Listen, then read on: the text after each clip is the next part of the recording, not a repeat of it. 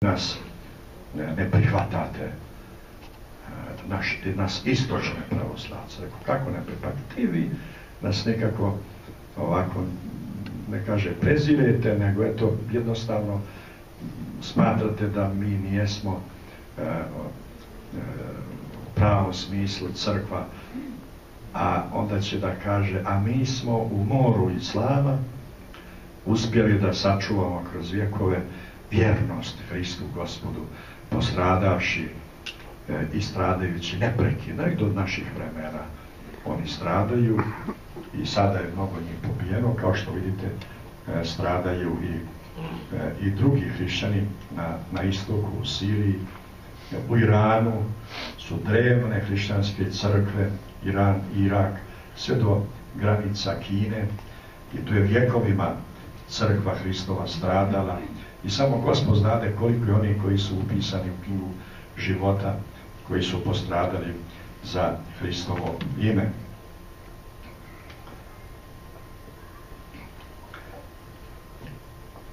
Ima neka organizacija za zaštitu ljudskih prava, Open Doors. Prema podacima te organizacije, pristalice Hristovog učenja su najbrojnija grupa žrtava progona zbog religijskih razloga.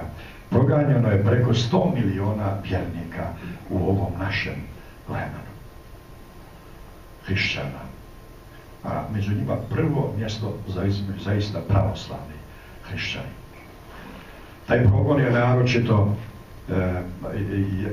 jasan i javan bio u vrijeme totalitarnog, bezbožnog, komunističkog sistema, prvenstveno u slovenskim pravoslavnim zemljama. O tome ne treba ni da pričamo koliko je novomučenika, više nego zvijezda na nebu, upisano u knjigu vječnog života na prostorima beskrajne Rusije, a ne samo u Rusiji, nego i kod nas, naročito u toku i u turska vremena. Treba se samo sjetiti Zlate Meglenske, Đorđa Kratovca, Visariona Saraja, Đakona Avakuma i Pajsija, da samo njih pomenu, novomučenika Stanka Ostroškoga, samo njih da pomenemo, one koji su postradali za Hrista. Oni su zapisani, a koliko oni drugi koje samo Bog zapisao u knjigu svoga života, dakle i u ona vremena turskog ropstva, a naročito na Kosovu. Evo ovdje samo navede smo dan toga stradanja kosovskog, starog i novog raspeća od vremena Kosovske bitke 1389. Evo do današnjega dana Kosovo je zaista, kako je govorio Petar II. Petrović Njegoš, grdno sudilište. Čitajući ga i budući sad i nedostojni njegov nasljednik na stolici cetinskih mitropolita, a u isto vrijeme hodeći po Kosovu dolazim do zaključka da je Njegoš imao, da je on bio prorok. Samo je prorok mogao da u jednoj rečenici sažme sudbinu Kosova i Metohije, neprekidnu sudbinu njegovog, ovo Kosovo grdno sudilište, nasred tebe Sodom zapušio. Nije to samo 1389. i nije to samo 15. vijek, i nije to samo 19. vijek i 20. vijek, nego je to i u ovom trenutku to stradanje, nezapamćeno stradanje pravoslavnog, na prvom mjestu hrišćanskog, srpskog naroda.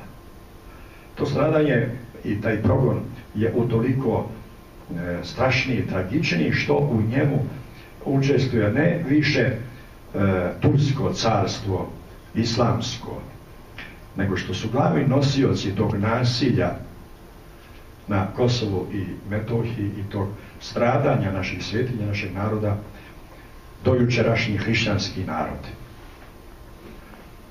Treba imati u vidu da je 20. vijek hrišćanstva završen bombardovanjem Kosova i Metohije, u kojoj su učestvovali 20 koliko evropskih hrišćanskih država na čelu sa ovom vašom i našom Amerikom, Sjedinjenim Američkim Državama. Strašno znamenje je ono što se dogodilo i što se događa na Kosovu i Metohiji. Očevidno je da je Kosovo i Metohija da ima ne samo geopolitički značaj na prostorima Europe i na razmeđu između Europe i Azije, nego ima nečega u sebi, taj prostor, da kažemo, metafizičkog, nečega onostranog i ovostranog. Ima igra neku ulogu mjesta gdje se poput grada Jerusalima sučeljava zlo i dobro, Bog i Satana, ljubav i mržnja na svjetskom planu, i gdje se provjeravaju ljudi i zemaljski narodi, ko su vuci, a ko su lisice, kako kaže narodna poslovica. Na Kosovom trenutku ono je provjera dostojanstva hrišćanskih naroda. Nije tamo sukob samo između Srba pravoslavnih i potučenjaka, nekadašnjih Srba i drugih Arnauta koji su tamo, nego je upravo tu je sukob dva carstva, zemnoga carstva i onoga nebeskoga carstva. Sam negdje zapisao u ovim svojim bilješkama da je tu stvari i danas se nastavlja onaj sukob koji je započeo od 389. godine. Dakle, sukob između Murata, nasilnika, tiranina, otimača, tuđega, obezboženoga zajedno sa njegovom vojskom, i cara Lazara koji biva zaklan kao jagnje za spasenje svoga naroda, koji se našao na tom razmeđu između carstva, kome će se privoliti carstvo. I mnogo je zanimljivo da po narodnoj pjesmi Majka Božja je ona koja je poslala pticu lastavicu caru Lazaru da mu donese, da mu uruči knjigu u kojoj ga pita kome će se privoliti carstvo, nebeskome ili zemaljskome carstvu. Ako će se privoliti zemaljskom carstvu, naoružaj svoje ratnike i svoje vitezove i kreni, pobijedit ćeš, ali ćeš izgubiti dušu, izgubit ćeš carstvo nebesko. Ako se opredijeliš za nebesko carstvo, a ti skroj crkvu, to je crkva Samodreža, pa u njoj pričesti vojsku i izginut će tvoja vojska i ti ćeš izginuti za carstvo nebesko. I car razmišlja i predomišlja kome će se carstvo predijeliti, pa će zaključiti zemaljsko je zamalena carstvo, a nebesko uvijek do vijeka, car volede carstvu nebeskome. Dakle, car Lazar se opredijelio na golgotski način, na Hristov način se opredijelio u bici na Kosovu, žrtvujući sebe i žrtvujući svoje vitezove za spasenje, dakle, žrtvujući sebe i bližnje za bližnje svoje. Dakle, to je upravo žrtva Hristova, to je golgotska žrtva. To nije slučajno da u narodnoj pjesmi prije Kosovske bitke bila je ona večera u Kruševcu koja podsjeća na tajnu večeru, gdje se opet govori kao što je tamo Juda izdajnik Hristov, tako i ovdje izdajnik Vuk Branković. Vuk Branković je ovdje izdajnik koji je optužio Miloša Obilića.